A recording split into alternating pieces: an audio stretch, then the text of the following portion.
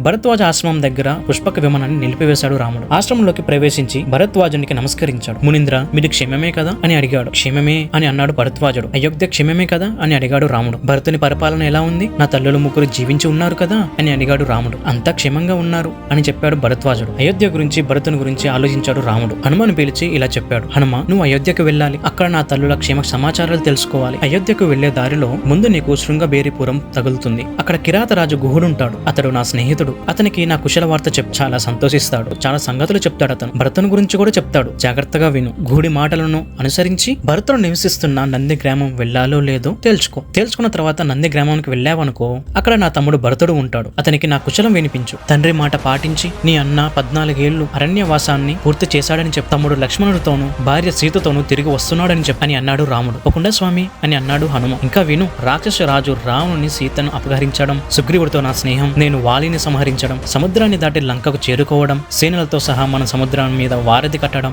లంకకు వెళ్లి రావణాసుని నేను చంపడం, దేవాది దేవులు నాకు వరమియ్యడం, శివ అనుగ్రహంతో నా తండ్రిని దశరథుని చూడడం, రాక్షస రాజు విభీషణునితోనూ వానర రాజు సుగ్రీవునితోనూ మనమంతా భరద్వాజ ఆశ్రమం